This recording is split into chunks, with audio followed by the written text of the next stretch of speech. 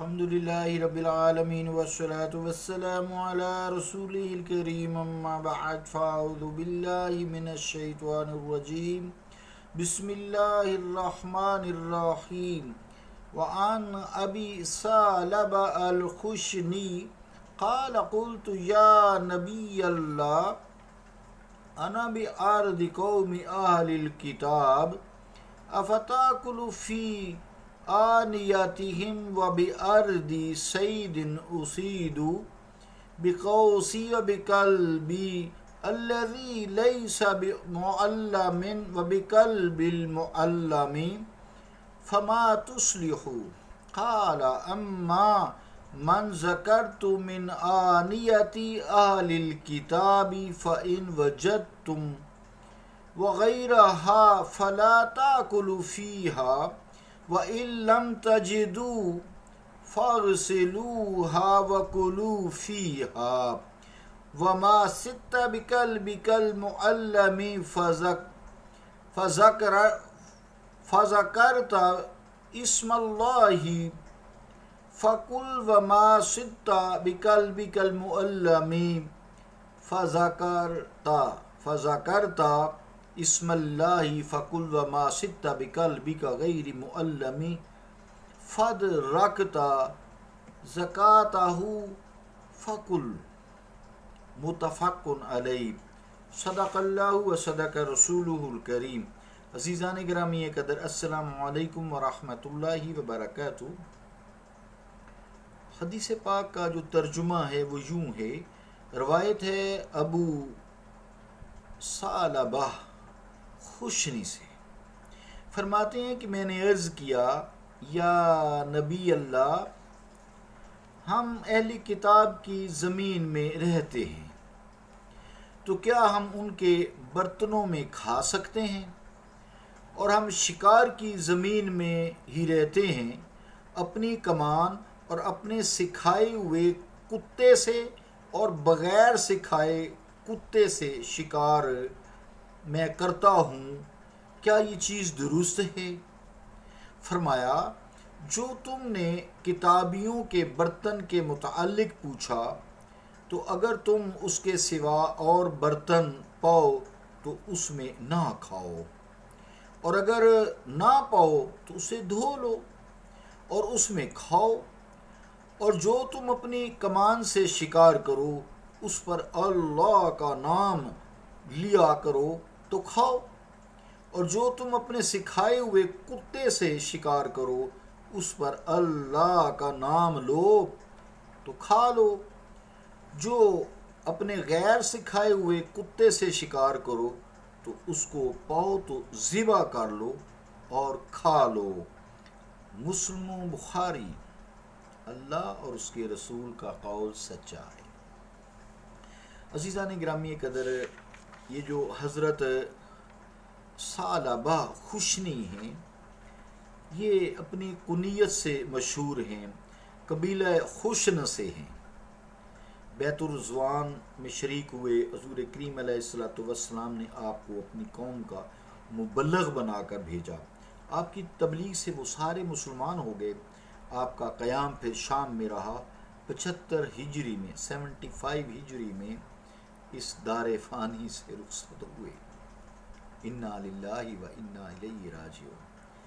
آئیے حدیث پاک کی طرف توجہ کرتے ہیں جو آپ نے سوال کیا، پھر آپ صلی اللہ علیہ وآلہ وسلم سے جواب ملا، یعنی ہم اہل بیت، اہل کتاب کون سے ہیں؟ یہودی اور عیسائی۔ اہل زبور والے تو اب اس زمین پر نہیں ہیں، تو یہ 4 کتابیں ہیں۔ ہم بحمد اللہ تعالیٰ مصطفیٰ کریم علیہ السلام کی امتی ہیں جن کی طرف قرآن مجید نازل کیا گیا، تو ہم یعنی اہل کتاب کے علاقوں میں رہتے ہیں، ان کے گھروں میں اور آنا جانا بھی ہو جاتا ہے، ان کی دکانوں پہ کھانا پینا بھی ہو جاتا ہے، یا وہ لوگ کبھی ہمیں کوئی کھانے کی چیز سالن وغیرہ بھیج دیتے ہیں، تو اب ان کے برتن ہوتے ہیں تو کیا ہم ان برتنوں میں کھائیں یا نہ کھائیں؟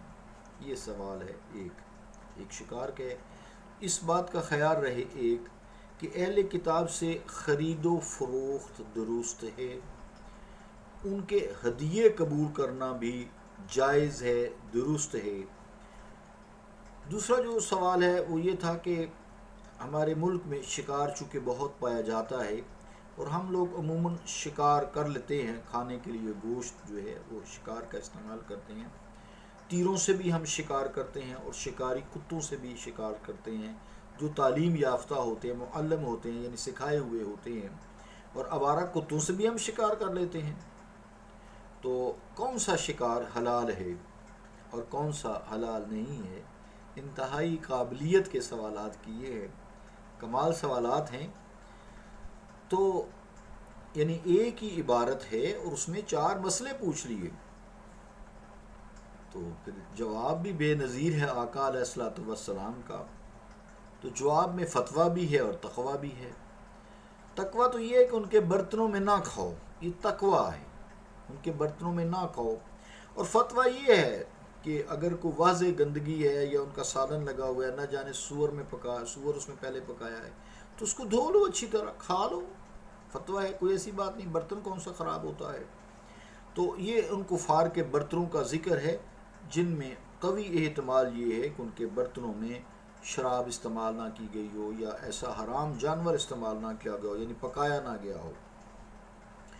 پھر اگر ان کے برتن جو غیر استعمال شدہ نہیں ہیں، نئے ہیں، تو کوئی بات نہیں، آپ نہ بھی دھوتا بھی کوئی حرج نہیں، وہ تو نئے ہیں، بھٹی میں سے، فیکٹری میں سے نکل کر آئے ہیں، ان کے دھونے کی قطعاً کوئی ضرورت نہیں ہے، دھو لو تو اچھی بات ہے۔ مٹی وغیرہ، میل، کچیل اگر کوئی چیز لگی ہے یا کوئی چھوٹا موٹا چونٹی وغیرہ یا کیڑا، تو وہ نکل جائے گا۔ پھر ان کے ہاں پکا ہوا کھانا بھی اسی تفصیل پر ہے کہ تقویٰ تو یہ ہے کہ نہ کھاؤ، ممکن ہے انہی برتنوں میں انہوں نے پکایا ہو جس میں وہ حرام گوشت بھی پکاتے ہیں۔ فتویٰ یہ ہے کہ اس کی طہارت غالب ہے، فتویٰ ہے کہ نظر آتا ہے کہ یہ بھی ایسی چیزیں استعمال نہیں کرتے، تو غالب گمان یہی ہے کہ پاکیزہ ہے، جیسے یہاں زکوٰۃ استعمال ہوا ہے، تو کوئی بات نہیں، کھا سکتے ہو۔ پھر جو شکار کا پوچھا، یعنی بسم اللہ پڑھ کر تم نے تیر مارا ہو تو کھاؤ، حکم یہی ہے، کھاؤ۔ اگر زخمی ہو کر جانور مر گیا ہے تو تم کھا سکتے ہو، یہ پھر اس کے مقابل ذبیحہ ہو گیا۔ خیال ہے کہ اگر مسلمان جو ہے ذبیح یا تیر مارتے وقت بسم اللہ اللہ اکبر پڑھنا بھول گیا ہو، تو چونکہ مسلمان پاک ہے، کافر نجس ہے، تو اس کا شکار اگر بھول گیا ہے تو حلال ہے، کوئی ایسی بات نہیں ہے، کھا لے، پھر بھی کھا لے، حلال ہے اس کے لیے۔ ہاں اگر دانستہ چھوڑ دیا ہے تو کچھ علماء خیر کے ہاں جن میں احناف ہیں وہ حرام ہے، بھی تکبیر نہیں پڑی، لیکن امام شافعی رحمۃ اللہ علیہ کے ہاں علماء خیر جو ہیں ان کے ہاں جائز ہے، شوافق کے ہاں جائز ہے۔ پھر کتے کی بابت پوچھا گیا کہ چھوڑتے وقت بسم اللہ پڑھ لی، بسم اللہ اللہ اکبر پڑھ لی، اگر جانور زخمی ہو گیا ہے پھر مر بھی گیا تو تب بھی کھا لو، تکبیر پڑھ لی گئی تھی۔ اور آوارہ کتے کا حکم یہ ہے کہ اس کا شکار کیا ہے، اگر زندہ مل گیا تو اس کو ذبح کر لو، ٹھیک ہے، حلال ہے۔ اگر وہ زندہ نہیں ملا تو وہ کتا چونکہ آوارہ ہے، سکھایا ہوا نہیں ہے، تو وہ حرام ہے۔ خلاصہ جو حدیث پاک یہ ہوا کہ مردہ شکار کے حلال ہونے کی 3 شرطیں بیان فرما دیں، یعنی کتے کا معلم ہونا، اگر وہ کتا نے شکار کیا، کتے نے شکار کیا، وہ مر گیا تب بھی وہ حلال ہے، سکھایا ہوا ہے نا، یعنی کتے کا شکاری ہونا ضروری ہے، شکار کا اس کو سکھایا گیا ہے، تعلیم دی گئی ہے، تو اسے چھوڑتے وقت پھر دوسری بات بسم اللہ پڑھ لینا، تکبیر پڑھی گئی۔ پھر زخمی ہو کر جانور کا مرنا، اگر وہ زخمی نہیں ہے، زخم میں سے خون بہہ نکلا ہے تو وہ حلال ہو جائے گا۔ اگر اس نے شکار کیا ہے، مر گیا ہے، تو وہ زخمی نہیں ہوا، تو دب کے مرا ہے یا کسی اور وجہ سے دم گھٹ کے مرا ہے، تو وہ شکار حرام ہوگا۔ یہ 3 باتیں ذہن میں رہیں، کتے کا معلم ہونا، چھوڑتے وقت بسم اللہ پڑھنا، اور شکار کا اگر وہ زخمی ہو کر مر بھی گیا ہے تو وہ حلال ہے، اس طرح کا شکار حلال ہے۔ اللہ تعالیٰ دین کو سمجھنے اور اس پر عمل کرنے کی توفیق عطا فرمائے۔ صلی اللہ تعالیٰ علی رسول خیر خلقہ محمد وعلی آلہ و اصحابہ اجمعین برحمتک یا ارحم الراحمین۔